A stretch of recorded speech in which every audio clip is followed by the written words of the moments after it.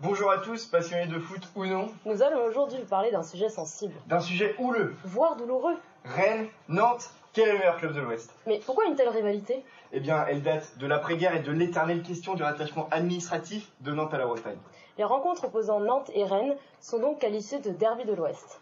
Ou de derby breton. Le FC Nantes, plus communément appelé le Football Club de Nantes, a été fondé en 1943 à la suite de la fusion de différents clubs nantais afin d'atteindre l'élite nationale. C'est seulement 2 ans plus tard qu'ils obtiendront leur statut professionnel en intégrant la 2e division. C'est l'entrée dans l'histoire des Canaries. À sa création le 10 mars 1901, le Stade Rennais était nommé Stade Rennais Université Club car créé par plusieurs étudiants rennais. Après des débuts au stade amateur, il obtient le statut professionnel en 1932. Cependant, ce n'est qu'en 1972 qu'il est renommé Stade Rennais Football Club. Appelées les Canaries ou les jaunes et verts, ces 2 couleurs sont emblématiques du club.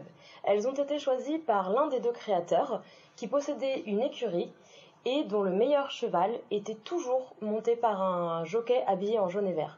C'était donc pour lui les couleurs de la réussite et depuis on y est resté fidèle contrairement à certains. Il est vrai qu'au départ, les couleurs du Stade Rennais étaient bleu ciel rayées de bleu marine et s'inspiraient de celles du Havre, doyen des clubs français. 3 ans après sa création, le Stade Rennais opte pour le rouge et le noir, qui deviennent les couleurs officielles du club, inchangées depuis. Le rouge fait référence à la République et le noir aux soutanes de curé. Logiquement, les logos sont aux couleurs du club. Donc sur celui de Nantes, on y retrouve beaucoup d'éléments symboliques, comme le bateau qui symbolise l'ancien commerce portuaire nantais, les hermiones qui représentent l'ancienne appartenance de Nantes à la Bretagne, d'où le derby, et chacune des 8 étoiles représente chacune un titre de champion de France. Le Stade Rennais a connu durant son histoire de nombreux blasons, faisant toujours référence à son identité bretonne. La légende raconte en effet que la duchesse Anne de Bretagne chassait l'hermine blanche non loin de Rennes. On retrouve donc sur les différents écussons 2 hermines blanches autour d'un ballon, le tout orné de rouge et de noir. Que dire quand il faut parler de l'un des plus beaux, des plus grands et prestigieux stades de foot de France? C'est pour ça qu'ils en construisent un nouveau, hein. La Beaujoire a été construite et inaugurée en 1984 pour la modique somme de 100 millions d'euros tout rond. Elle a été choisie pour la Coupe du Monde, donc rénovée en 1998, et possède aujourd'hui plus de 35 000 places. Ah, le Roazhon Park. Autrefois nommé Stade de la Route de Lorient, il fut inauguré en 1912. Plusieurs rénovations ont permis à ce magnifique stade de s'agrandir et de multiplier par 10 sa capacité de départ. Aujourd'hui, la capacité du stade est de 29 778 places assises. Bon, maintenant, c'est le moment de gloire. Le palmarès du Football Club de Nantes est composé de 8 titres de champion de France, dont le dernier en 2001, ce qui leur permet d'être sur le podium au nombre de titres de champion de France remportés. Et il a aussi eu l'occasion de soulever 3 fois la Coupe de France. C'est donc pour ça qu'on qualifie son palmarès d'un des plus beaux de France. Et sinon, Rennes, ça dit quoi? 2 Coupes de France dans les années 60 et 2 titres de champion de Ligue 2. Mais 4 participations à la Coupe d'Europe, dont une cette année. Contre 11 fois pour le FC Nantes. Ça, je dis rien. Oui, enfin, sur les 10 dernières années, le Football Club de Nantes n'a battu qu'une seule fois le Stade Rennais. La supériorité rennaise est donc claire, les hommes mentent, pas les chiffres. Détrompe-toi, le palmarès ne ment pas non plus. Sur 74 matchs disputés entre Rennes et Nantes, 33 ont été gagnés par Nantes, 21 ont été nuls et seulement 20 gagnés par Rennes. Même le nombre de matchs nuls est supérieur au nombre de matchs gagnés par Rennes. Non mais d'accord, tu vis trop dans le passé là, tu prends des événements trop vieux. C'est triste. Le principal groupe de supporters au Stade Rennais est le Roazhon Celtic Club 91, car fondé en 1991. Ce groupe ultra est réputé pour ses tifos géants et originaux déployés à chaque match. Plus généralement, les Rennais sont eux fidèles à leur club puisque la saison dernière, le taux de remplissage du stade était de 80% à Rennes contre seulement 69% à Nantes. Au début, il y avait 2 clubs de supporters qui ont fini par fusionner et aujourd'hui, il y en a plus d'une vingtaine regroupés sous forme associative, dont la Brigade Loire.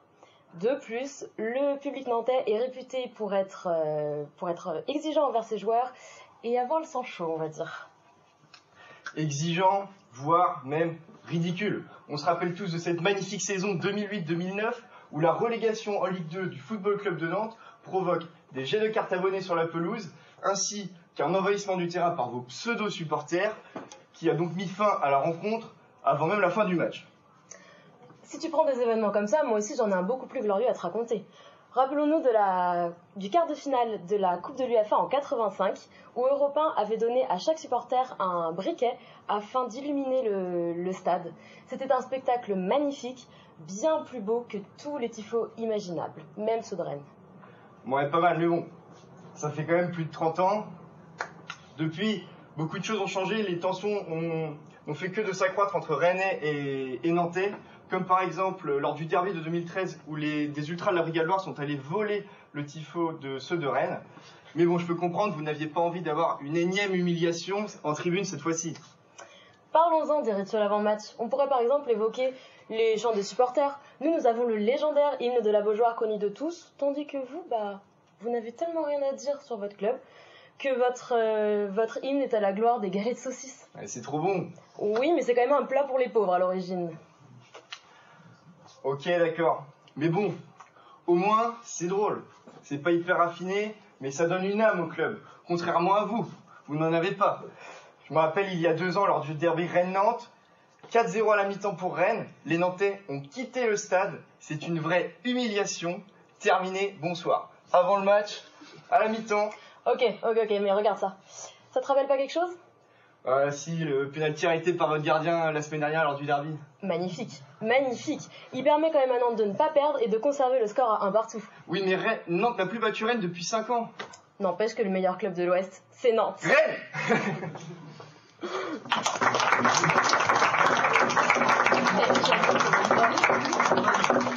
Eh,